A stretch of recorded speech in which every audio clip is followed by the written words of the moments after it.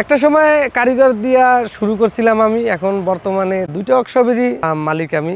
না এই কাজের জন্যই দেখা যাচ্ছে কাজে করা ভিতরে আমার আঙ্গুলটা কাটে গেছে, তারপরও কিন্তু আমার বাড়ি থেকে মোটামুটি নিষেধ করছে যে থাক তুই ওই কাজ করা লাগবে না বা কিছু। আমি তারপরও কিন্তু পিছপা হই নাই যে না কাজ শিখতে যেহেতু আইসি কাজ শিখতে হবে। ওই কাজের পরেই আমার জীবনটা আর কি ঘুরে গেল। আপনার একটা চেসিস ঢুকাই দেবেন, আপনি বাইরের যে কোনো একটা গাড়ি আপনি আমার আইনে দেবেন, বলবেন যে এইরকম তৈরি করতে, এটা সেই রকমই তৈরি করিয়ে দেওয়া যাবে।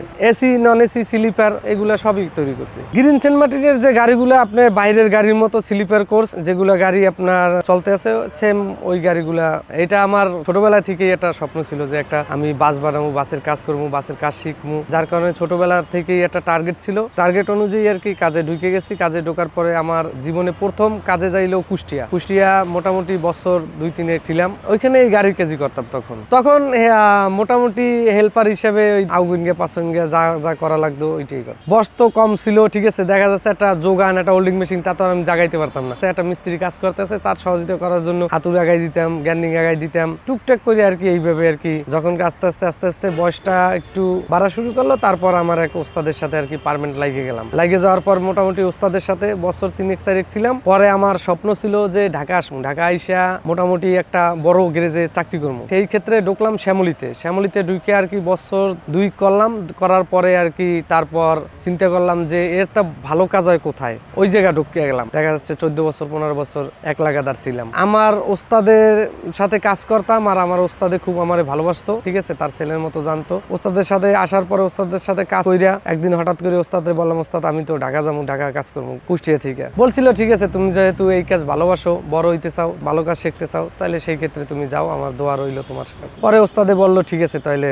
যাও, তাহলে ঢাকা। তখনকার ঢাকা চলে এলাম। কাহিনীটা আসলে ওরকম তো কিছু না। দেখা যাচ্ছে একটা জায়গায় কাজ কইরা নিজের একটা স্বাধীনতা হয়তো না, দেখা যাচ্ছে আমি যেটা চাইতাম, কিন্তু আমার যে মালিক সে ভালো ছিল, আমি যেটা করতে চাইতাম সেটা সমর্থন দিত সবসময়। ওখান থেকে বেরোয়ার পরে আর কি মোটামুটি ভিতরে একটা চিন্তা এলো যে না নিজে একটা ওয়ার্কশপ করি। অনেকদিন তো চাকরি বাকরি করলাম, ঠিক আছে। সেই ক্ষেত্রে নিজে ওয়ার্কশপটা করার চিন্তা মাথায় চলে এলো। তারপর নিজেই স্টার্ট করে দিলাম ছোটভাবে আর কি। আইসে বলতে আমার সাথে তো 2-4 জন লোক আছে বা 2-4-5 জন লোক আছে, তারাও মোটামুটি আমার সমর্থন করলো যে না যেহেতু চাকরি ছাইড়ে দিছো, ভালো একটা চাকরি ছিল, সেই ক্ষেত্রে তুমি নিজে কিছু করো। জায়গায় আইসা মোটামুটি স্বাভাবিক অনেক কষ্ট করা লাগছে। যেমন প্রথম যে গ্যারেজটা আমি নিছি, ওই গ্যারেজটা ছোট একটা গ্যারেজ নিছিলাম, 7টা বাসের কাজ করবো। 4-5 মাসের ভিতরে দেখলাম যে না এরকম তো হইতেছে না, আমার গ্যারেজ বড় দরকার। প্রথম গ্যারেজটা ছিল এই গ্যারেজের পাশে। তখন মোটামুটি আমরা শুরু করছিলাম 27 জন লোক দিয়া, এখন প্রায় 100+। আমার গ্যারেজে আসার পরে দেখা যাচ্ছে আমাদের এখানে একটা থাকার জায়গা ছিল না, খাওয়ার জায়গা ছিল না। কাজ করতে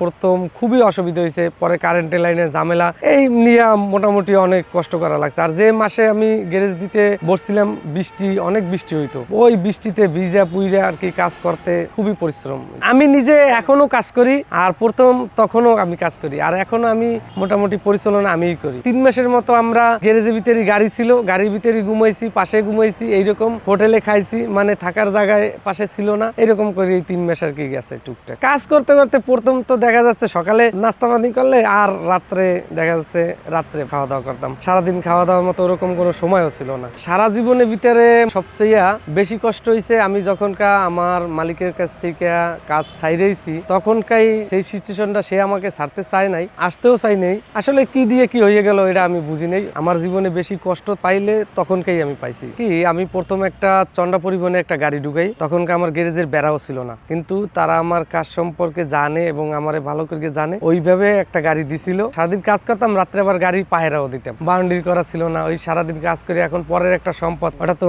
নিজের মনে করিয়ে রাখতে হবে কাছে। তো ওই গাড়িটা ডেলিভারি দিলাম, দেওয়ার পরে মোটামুটি একটা মালিক আছে আসলো, আইসে দেখলো ওই গাড়ি, দেখার পরে সে আর কি 5টা গাড়ি একসাথে ঢুকাই দিছিল। ওইখান থেকে আস্তে আস্তে আর কি নিজের গ্যারেজটা দেওয়ার পরে দেখা যাচ্ছে সারা পরিবহনের প্রথম 5টা গাড়ি আমাকে দিল। দেওয়ার পরে ওই গাড়ি করার পরেই আমার জীবনের লাইফ মোড় ঘুরে গেছে। আমাদের যে স্যারে এমডি স্যারে সে চাচ্ছিল যে তার গাড়িগুলা পার্সোনালি একটু বাইরের মতো করবে। ওই গাড়িগুলো ওই কন্ডিশনেই তৈরি করা হয়েছে বাইরের মতো। তো ওই কাজ করার ভিতরে আরো 5টা মালিক যখন আমার কাছে আসলো, দেখলো যে এত সুন্দর কাজ করে বা কিছু। এখন পর্যন্ত চেয়ার করছে ভিতরে দেখা যাচ্ছে চন্ডা পরিবহনের গাড়ি করলাম প্রায় 10টার মতো। তারপর তুহিন তুষারের গাড়ি করছি 2টা, চিটাগাং সাঙ্গু ট্রাভেলস এর গাড়ি করছি 2টা, আর বাকি গাড়িগুলো সব এসি গাড়ি তৈরি করছে। আপনার দেখা যাচ্ছে লাইট এগুলা থেকে বাইরে থেকে আনি, রেক্সিন বাইরে থেকে আনি, তারপরে ভিতরে আরো কিছু মাল আছে, রিডিং লাইট সব বাইরে থেকে আনি।